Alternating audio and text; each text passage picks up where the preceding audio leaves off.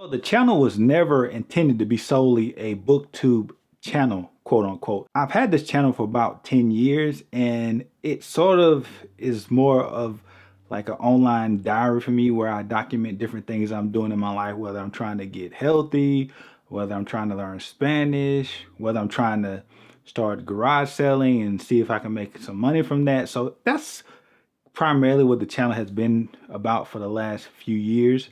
So it never was exclusively a booktube channel. So I kind of wanted to do booktube as part of what I already do on this particular channel.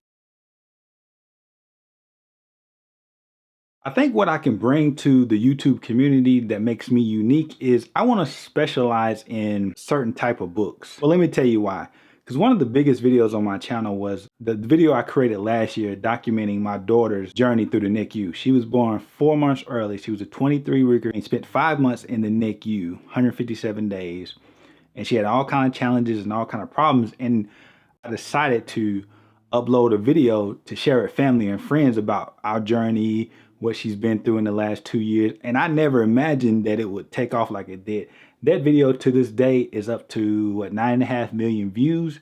So it really opened my eyes to the fact that there are a lot of people out there who are interested in our story. Now with that, I decided, well, how could I take her experience in the NICU and what she's going through now, the fact that she's been diagnosed with autism, she has cerebral palsy. I said, how can I use this platform that I've been given to kind of elevate the awareness of those particular ailments that young children are diagnosed with, as well as adults?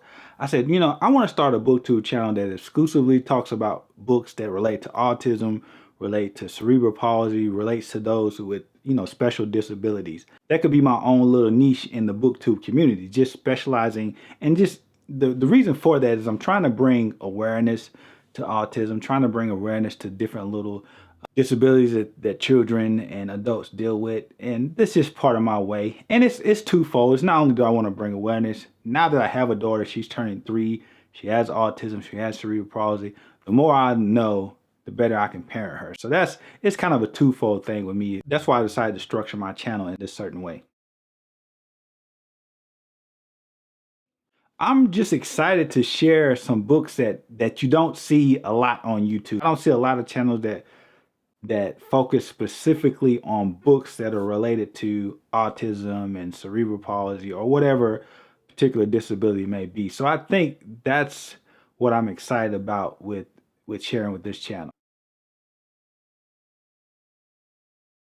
I love reading because I love to learn. So I like to learn so I can just keep on developing and expanding my knowledge about different things. That's really why I enjoy reading so much.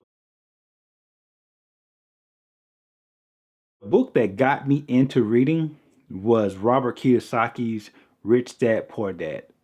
When I read that book, it really opened my mind to the possibility and the enjoyment of what I can get from reading. So that was the book that really launched me into this whole exercise of reading, reading, reading. I've been kind of surveying the land for the last few years. So this is something I've been wanting to do. I don't have any particular questions for any YouTube booktubers at this time. Like I said, I'm still learning. You know, it's one of those things where when you get into something, you kind of surveying the land and trying to figure out what, what's rule and what's really just best practices. So that's kind of where I'm at now. But I don't have any questions for any booktubers at the moment. The biggest challenge I think I'll face with this channel is simply the fact that it's not solely dedicated to booktube. So I don't know if that's something the booktube world would frown upon. And then also the challenge of the audience I already have, will they be open to me sharing books and things like that? So that's kind of a challenge, trying to balance a channel that's not strictly booktube and try to make it still viable for the booktube audience. So that's probably the biggest challenge for me. You know, as funny as it may sound, when Book It, you guys remember Book It? I think it's still around. When Book It stopped, or when I aged out of Book It, that's when I stopped reading. So all through middle school, all through high school, I never read because for some reason I associated in my mind that reading meant homework. and you only read when you had homework or when it was assigned by a teacher. I know that sounds crazy, but that's just how my young mind thought at the time. And it wasn't until I graduated college that I thought to myself, man, now that I'm out of school, I've graduated out of my formal education. How do I continue to learn? I still want to learn stuff. So it dawned on me, duh, just start reading books. So I didn't really get into reading until the year after I graduated college, which was in 2007. But ever since then, I've just enjoyed reading and I try to read as much as I can. I primarily read at home. I try to read about 30 to 40 pages a night just to kind of keep myself consistent. So I'll read primarily when it's time for me to go to bed. I'll probably read 30 minutes to an hour before I go to bed. And then sometimes, if it's a book on my Kindle or whatever, if I have a doctor's appointment, I try to sneak in some reading. Or if I'm on a lunch break at work, I usually get like an hour lunch break at work. So I typically might read a little bit there. So I try to average and read about 30 to 40 pages a day. And but the majority of that's done right before I go to bed on most nights. I am a real big nonfiction guy. For the longest, when I started reading, I was honing in specifically on reading books that are self-help, personal development type books.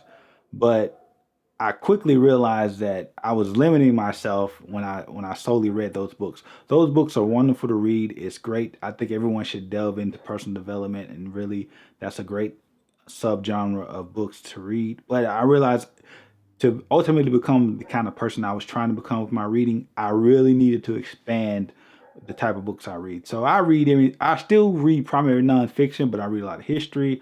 I read a lot of biographies. I read a lot of science. So I really like nonfiction, but I like to read widely across the spectrum of nonfiction books. Guys, thanks for watching. I really appreciate you taking time to watch this video. I'm excited about getting into BookTube. I really enjoy reading. But as I always say, I'll see you when I see you, but I love you guys all the time. Peace.